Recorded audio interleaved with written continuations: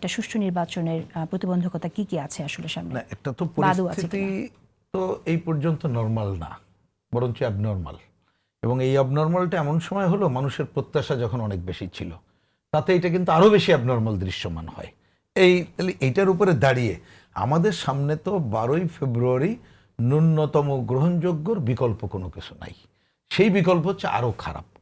সেই জন্য আমি মনে করি প্রথম আর দেরি না করে সরকার প্রথমে আগে একটু নিয়ত ঠিক করুক যে সে একটা নিজের দল নিরপেক্ষ আচরণ, ব্যক্তি নিরপেক্ষ, গোষ্ঠী নিরপেক্ষ আচরণ করবে। এক, 2 নম্বর হচ্ছে ভয়ের পরিবেশ মুক্ত করবে। আপনি মব সন্ত্রাস থেকে শুরু করে নানা ঘটনা তো এখনো চলমান। সেই জায়গায় অন্ততপক্ষে যদি ভয়ের পরিবেশ মুক্ত না করতে পারে তাহলে তো আপনি ন্যূনতম ধরেন, আমরা এটা কিন্তু 24 সালের 5ই অক্টোবর দেখা করে বলছিলাম যে নির্বাচন ব্যবস্থার আমূল সংস্কার আলোচনা শুরু করেন, সেটা করেন। সেটা তো হয়নি, আলোচনাই কখনো কিন্তু হয়নি নির্বাচন ব্যবস্থার আমূল সংস্কারের জন্য। আলোচনা হয়নি এবং প্রসঙ্গক্রমে না বলে পারছি না, একটা সবাই যখন ওপেন, আমরা পরে এসে নির্বাচন কমিশনকে বললাম আপনারা আলোচনা শুরু করতে তো পারতেন।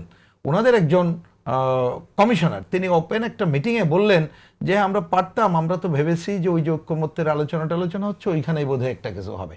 তার মানে হয়নি। কিন্তু আমি বলছি এখন এই কোশ্চেন করার থেকে কাজ হচ্ছে সরকার যেমন এই দায়িত্ব পালন করবে। দেখেন, নির্বাচনের সময় নির্বাচন কমিশনেরই তো হাতে ক্ষমতা।